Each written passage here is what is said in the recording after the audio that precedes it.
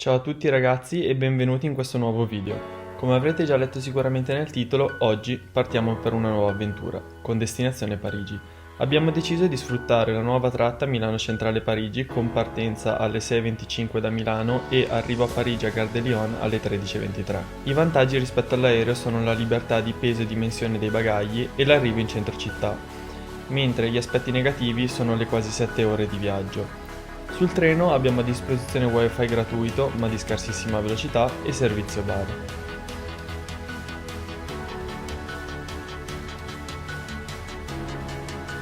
Una volta arrivati a Parigi abbiamo fatto delle fototessere alquanto discutibili che ci servivano per poter acquistare la carta dei trasporti, il Navigo, per sfruttare tutte e 16 le linee della metro, RER e Pullman che collegano alla perfezione tutta la città. Sistemati i bagagli nel nostro minuscolo appartamento, la nostra avventura poteva iniziare.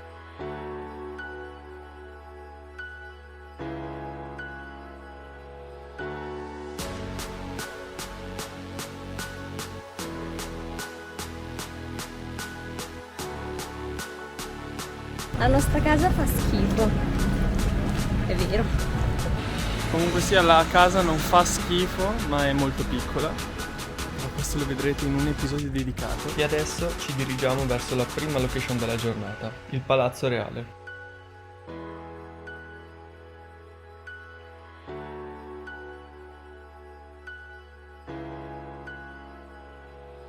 L'ingresso nei giardini del Palazzo Reale è gratuito, dai quali è possibile ammirare il palazzo dall'esterno. La Sara mi suggerisce che è molto famoso su Instagram per la presenza di queste piccole colonne su tutta la piazza, dove la gente si fa fare le foto. Terminato il nostro breve giro al Palazzo Reale, ci siamo diretti verso il museo più famoso del mondo, il Louvre ovviamente.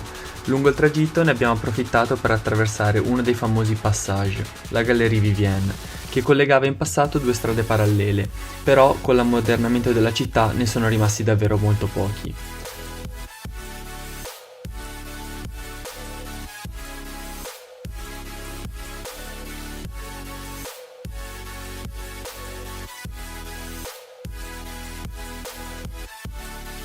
Arrivati al Louvre siamo stati un po' nella piazza del museo, per ammirare tutta la meraviglia che ci trovavamo di fronte.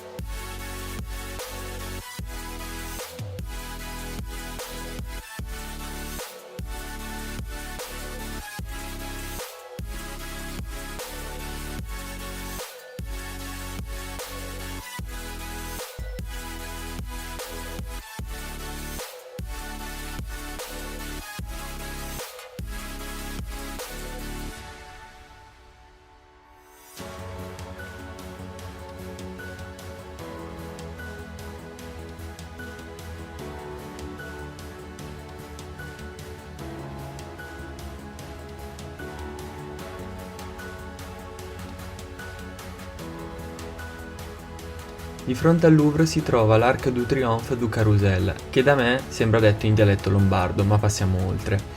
Passando sotto l'arco ci troviamo direttamente nell'omonimo giardino, il quale è caratterizzato dalla presenza di fontane circondate da sedie sulle quali è sempre piacevole passare del tempo.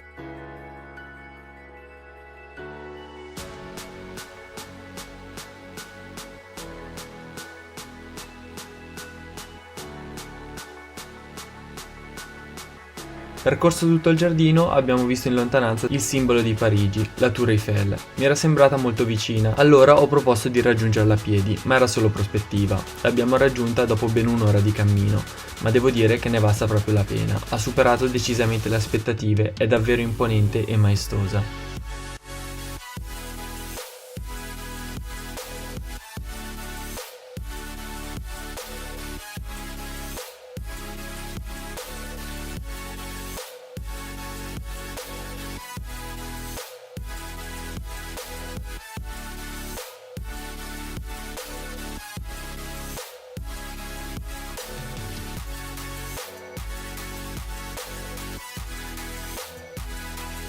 Dopo un meritato riposo nei giardini con vista Tour Eiffel, siamo andati a cena e da buoni italiani medi non potevamo che scegliere un ristorante italiano e prendere pizza e carbonara, senza farci mancare un tortino al cioccolato come dessert.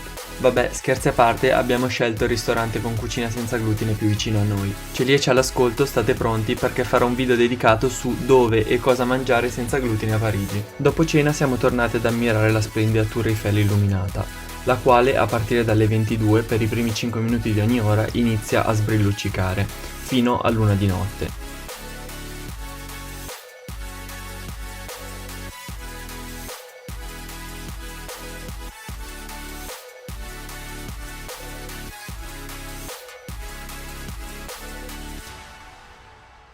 Siccome il nostro unico appartamento era solo 15 minuti a piedi dal Louvre, di ritorno dalla Tour Eiffel siamo scesi proprio qui con il pullman, per poter godere anche della versione notturna del museo. Questa prima giornata si è conclusa, siamo davvero soddisfatti e stupiti dalla bellezza della città, nonostante le aspettative fossero davvero altissime. Ci vediamo in un prossimo episodio, ragazzi. Grazie a tutti quelli che sono rimasti fino alla fine, vi ricordo di lasciare un bel like, farmi sapere cosa ne pensate del video nei commenti e iscrivervi al canale.